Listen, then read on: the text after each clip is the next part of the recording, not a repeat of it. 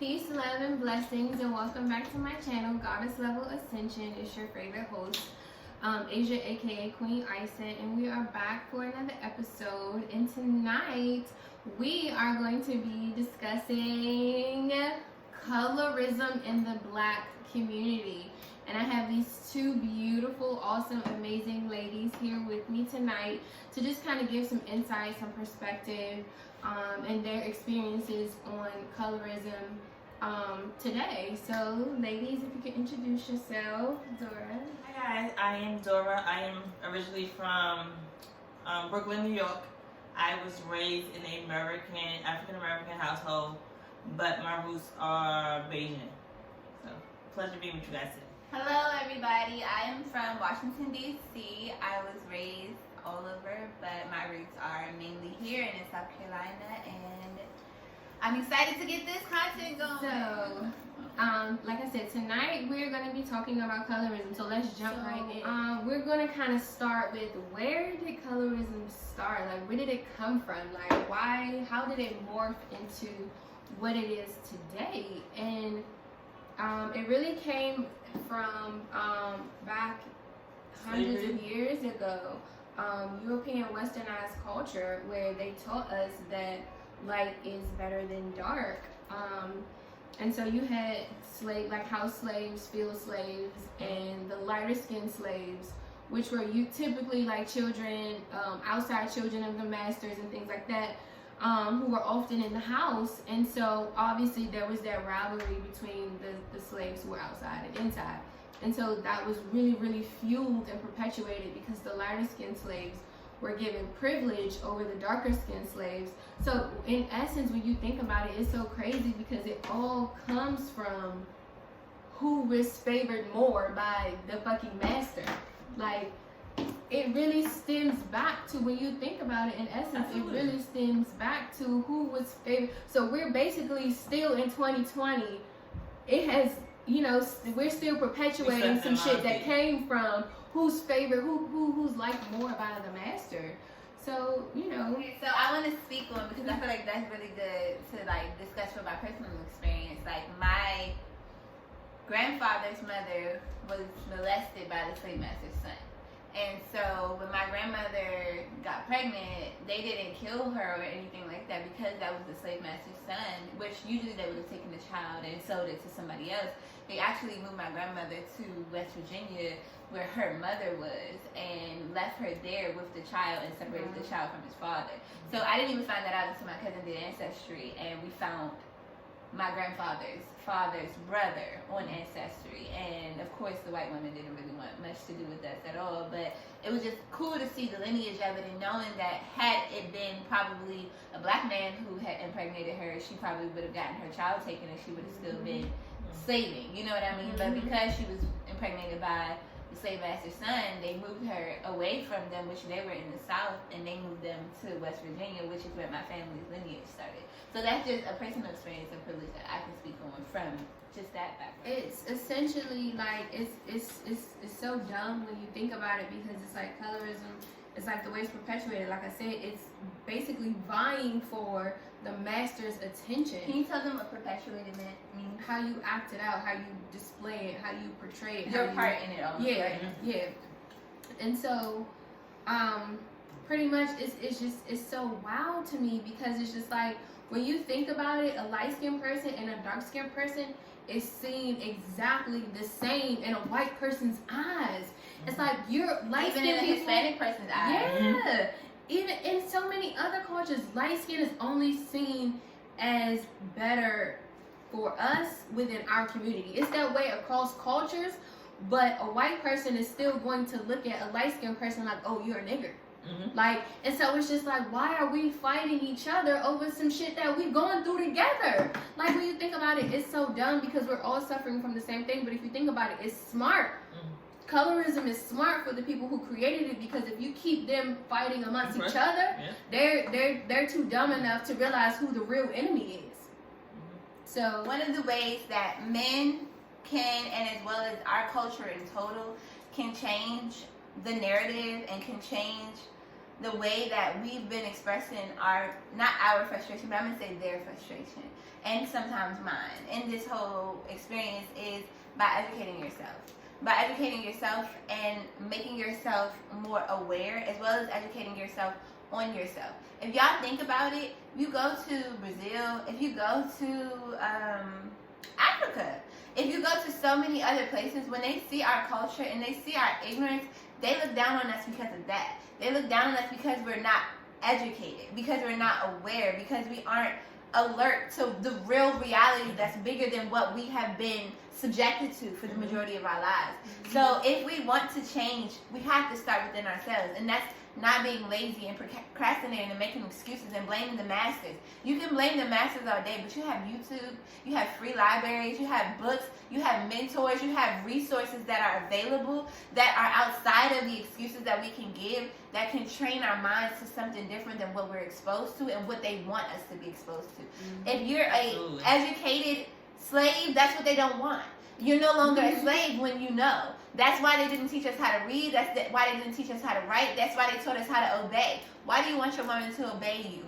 Why do you want your children to obey you? Because that's what your masters taught you. If you want to be a master of yourself, you have to be educated. And with that, one of the resources that I've utilized and one of the resources that I personally feel has helped me to gain awareness of my self-health, my nutritional health, my background health is the Hood Healer. She's one who, the reason why she started this was to educate the hood. And so if you want to get something that's a little bit more broken down for you, something that you don't have to go and find on your own, just follow her. She's somebody who, and this is not a personal shout out because I don't agree with every single thing she says, as you shouldn't agree with everything that a person says, but she's a good resource for our community to hear and just to utilize as a resource. I am a social worker, so I go back a lot on trauma and childhood trauma. And certain words impact us in the long term we do not know. So for black men, I feel like understanding how certain words you say could hinder me later on in certain things. So the things that you do have a long impact. Saying you're so pretty for a dark-skinned woman, or I've never seen someone that looks like you, or you have to be mixed. Yeah. Saying certain words trigger that's just to pour into that, because I know you probably want to say something, but I've been asked a lot, like, what are you mixed with? Like, you can't just be black. Like, and I honestly don't identify as white because I don't know what the hell I'm really mixed with, but that's offensive. Like, to ask a woman, what are you mixed with, instead of being like, oh, you're beautiful.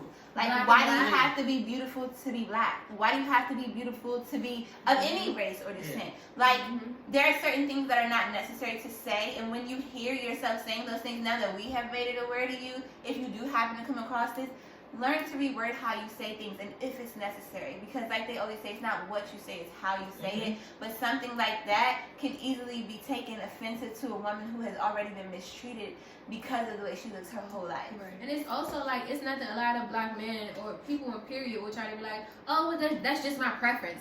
But it's like, it's nothing. Well, first of all, number one, like she said in the video, why is that your preference? That's your preference because that's what you've been trained. That's what you think your preference is. You don't even have you don't even have control of your own mind because you're programmed from such a young age. You know that this is what I want. You know, this is what I think I want. So it's also kind of asking yourself, is this my preference, or is this what I've been shown? Is is this what I've been shown? I want the best. That this is right. And also, if you do have a specific preference, like my preference is short guys, that don't mean you gotta shit on tall guys. Like, even if your preference is I only like Asian women, but that don't mean you gotta shit on black women in the fucking process. Because a lot of the times, the thing that I recognize, and I'm an observer of people and how they respond and what's appropriate to say depending on how a person is going to react to it. But a lot of the time, short women like tall men because they're short and they have the insecurity of being short. A lot of times, tall women want men that are taller than them because they've been excused for being short. And sometimes, another standard is that some tall women like shorter men because they know that they're going to take whatever they can get, because they usually won't get the average woman because most women don't like short men. So a lot of the times, you should check your subconscious and understand, is this an insecurity of mine, and is that why I prefer this, or is this something that I genuinely am attracted to because it's what seems the most fun to me? Because sometimes people genuinely have these attractions, but most times it stems from an insecurity or some type of childhood trauma that told you that the standard that you're looking at isn't worth it, and then that's where you dismiss it and you make it as if that's just not valuable at all, and then you value the thing that you like the most when it's like they're equally as valuable, because like they say, one man's trash is another man's treasure. One poor man's thing may be something that's amazing to them and it may be nothing to you. You never know. So it's like you don't have the right to dismiss it because you prefer something better. You just should accept that, okay, I like this. I love all black women, but I like this. You know, I don't have anything against the brown skinned women, but I like light skinned women. And it's not because I don't like myself, but it's just that I find their feature is something that I enjoy. But I honestly feel like a healthy, well-balanced person doesn't have a preference. Like, you can find a light-skinned person and dark-skinned person equally as attractive because it's not about their physical appearance. I have been attracted to dark-skinned guys, light-skinned guys, different guys with different hair textures, dread, the locks. Like, you know, like I'm attracted to, I feel like attractive is attractive. Like, I don't feel like, you know, like I just feel like I kind of low key feel like having a preference in itself comes from programming. Right. Because how do you even know that's your preference? Even when it comes to like, you know, like when it comes to African culture, a lot of the times, if you are of African descent, Nigeria usually is the place because that's where white Americans and black people have like mixed the most, in my opinion. And the culture has mixed, I'm going to say, because I don't know so much about the history. But I know that a lot of Africans that come to America want their children to be doctors. And if they don't have a doctor as a child, they want their children to marry a doctor. They want someone of wealth because that is what seems to be valued the most, right? And so I feel like in that same sense, like you said, it's a conditioned preference. And it's something that's conditioned based off of, you don't want to be like the rest. So prefer this because this is what is uplifted and abundant. This is what the wealth is. And they said that in the video. They said how like a lot of the times men don't even want white women because, or not even that, that was one of the points, that they don't want white women because white women are the most beautiful, but because the white women are attached to the black man that's the CEO of the job. The white woman is attached to the white man who is the head of whatever it is, and they're the ones that are in power. And as men, naturally within your nature, you want power, but it's like you don't even understand that you have power within your own race, that you have power within your own woman, and it's just that you are the power. And when you take yourself out of that race and you put yourself into another race, you're subtracting that from your actual mathematical equation, if that makes sense. You feel me? So I feel like it's like men are looking for that power. They're looking for that pride that they can attach themselves to as the best. And that's why when they get to the point of being a basketball player or a football player, they automatically want that power. So I feel like it's honestly on everyone. It's on all of us because we all... I don't necessarily feel like dark-skinned women can perpetuate it because it's almost like a black person being racist. You know, because there is no such thing as dark-skinned privilege.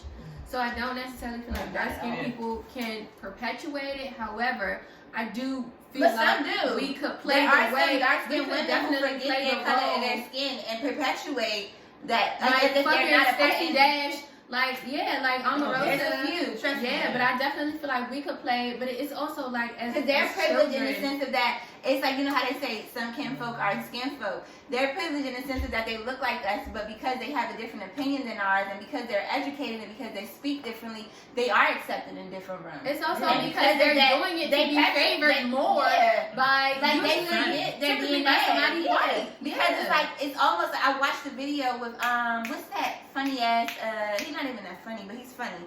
The dude who was on Wild 'N Out, his daughter is, he has a mixed daughter. Young Fly. Y'all saw the interview that he did with the black man? No.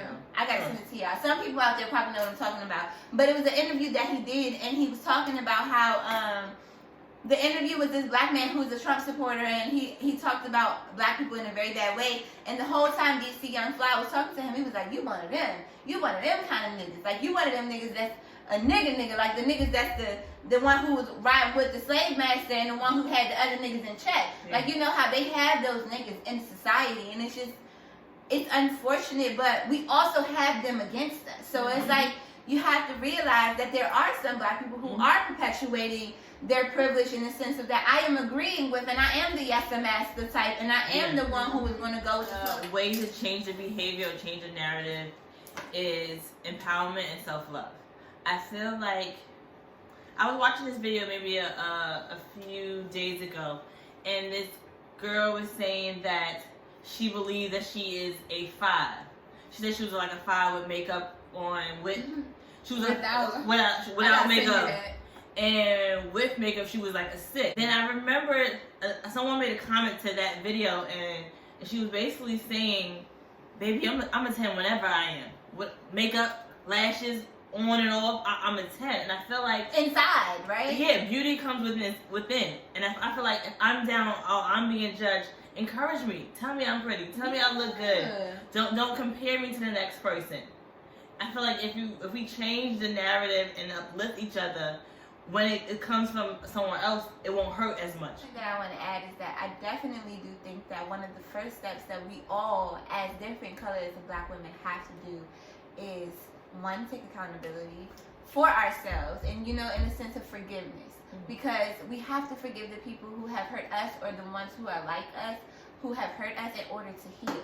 Because I honestly feel like the first step is healing, because I can't love on you properly if I'm hurt. Whether my hurt is from a light skin experience, or a brown skin experience, or a male's experience, or a woman's experience, we have to heal. That's my first point. And then now that we've dug deeper than loving each other and embracing each other, what's something that is deeper than that? Like something that is a little bit uglier that as a light-skinned woman I can do to stand up for you, or not even to stand up for you, but to make you feel like I don't feel like I'm better than you, or like I don't feel like my privilege is supposed to be that way. You know what I mean? Like that my privilege is something that I appreciate. Fight with me. Yeah. Like I was saying earlier, when people are treated differently because of their skin tone, say that is wrong. Stand next to me. Let's have that same argument to our supervisors, our boss. When you're getting paid $20 an hour and I'm getting paid $15, that's a problem. Right. Let's come together and say, let's have one wage for women or black women. Communicate, support me, and I will support you. I also feel like it's going to be integrity too, because a lot of who you are is who you are when nobody is around. Right. So it's like when you as a light-skinned woman, not you per se, but like when you as a light-skinned woman hear a guy telling you like, "Oh yeah, I don't love rainbow." You know how niggas say that. Yeah, I'm light-skinned.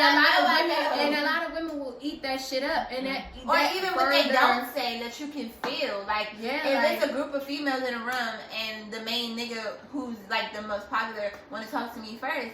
Like, what you want from me? You feel me? Like, why do you want me? Like, all of us are, I feel like, whenever I'm with you, I feel like I'm with a group of baddies. Like, I don't feel like I'm no main baddie or no shit like that. Like, I feel like all the females around me are beautiful in their essence, in their physical features, and everywhere that I attract, and I keep beautiful women around me overall. But that's me. So I definitely feel like what you said, Dora, and what you said are definitely two things that I can take heed to and that I can do, and I invite other light-skinned women to do as well. I don't feel like, and I want to say this from a light-skinned perspective to whoever is listening to this as a light-skinned woman, I'm not ganging up on light-skinned women by coming in together with them. I feel like, if anything, I'm coming in together with all of the women of my ethnicity, with all of the women with melanin in their skin who are depreciated and devalued, and a lot of the times not even devalued but dehumanized. And it's like something that, yes, we don't know that I didn't know. I'm going to say personally, I didn't know that I had a privilege until I had a conversation with my friend. I always felt like I was attacked. Yes, because I knew that was the experience I was having, but I didn't know why as a younger woman. Of course, as I've gotten older, I completely understand, but I didn't know why at one point, and I also didn't realize that even what that privilege looked like. And so that's the other question that I want to ask y'all. So like, my expression of light skin privilege is, and it's like you have this wall around you that certain things just won't affect you. Certain things just won't come to you. Certain things you just won't know about. Certain things you won't ever experience. But the privilege is where you sit in that, where you don't act on that, where you accept that as your own, and you wear it like Asia said earlier, honor a badge. Like you wear it as if I'm privileged and I'm okay with that. I'm never okay with being privileged because for me, I have a daughter, like I told Asia, who has autism. There are people in this world who, when your child is perfect in A's and B's in school, when your child has great academics, when your child is good in sports and they're the top of the team, you privileged. Say hey. Say hey girl, hey. I say that to say, speaking my baby up, obviously. I've had to sit in an experience where I've watched her automatically, because she was categorized with having autism, which if you're ever around her, you would probably not believe that she has autism at all. But because of society saying that a special need is something that is undervalued, that is something that isn't normal. What is normal? Right. Who set the standard for normal? Because as a standard of Western humans, culture, European culture is what's right? set the standard. And so it's like, Why we're we black, compare ourselves to we're not white. I don't believe in patriarchy. I don't believe that a woman has to stay at home. I believe a woman should go get her own money, so that when she comes to the table, if the nigga decide to leave or cheat on her or do anything, she still has her table. Biggest perpetuators of colorism, because it's most of the time it's the dark-skinned man who's like, I only want a lighter skinned women, and they will make that known, like, oh, like it's like It's praise. It's the trophy. and it's like, meanwhile you got a black ass mother, a black ass grandmother, a black ass sister, and you gonna sit up here and dehumanize another black woman. Like, So how do we change that? So yeah, that's the question. you have to do better, black man. Like, But what do you want to see? Like, what is better for you? you have to Don't compare us, first of all. that first. Compare us, because for the prototype, the mix, the exotic, the whatever, all of that is a subcategory of the original black woman. Like, the original black woman is the original exotic, is the original foreign. Like, there are some men who have different cultures who love black women. Like, we set the standard for the women that y'all so I love called black preference. women. Like, so, And I think also, like, where we say, you know, like, don't compare us. It's like, the thing is, dude, you came from your mother. If you do any research on the internet, if you do any research on black women's DNA, if you do any research on how black women have been dehumanized through culture, through the Egyptian culture, through the American culture, through the Britain culture, like through all of the cultures, UK area, all of that, you will see that black women have always been devalued. But if you look into the research, you would understand that you too have been devalued. And it's like, when you understand that you have been devalued, when you do your research and you find out who you are and who you really bring to the table, you'll value yourself more. And when you value yourself more, you're not going to devalue your mother. You're not going to devalue your sister. You're not going to devalue your sister in kin. And that means not even just your blood sister, but your sister that looks like you. You're not going to devalue her, because you're going to understand. Look at Rasty Ross. He'll tell you. He loves his black woman. Fighting the same, like, essentially, like, light-skinned women, because it's like, when you think about it, in essence, the white community looks at a light-skinned black woman and a dark-skinned black woman exactly the same. Thank you for tuning into this video on our candid conversation surrounding colorism. Special thanks to my beautiful friends Imani Fletcher, aka Money Mon, and Quindara Turner, aka Dora. Their social media links will be posted below. Thank you for joining us. We probably will have a part 2 to this conversation because the topic is so big. So stay tuned. Thank you so much. Bye.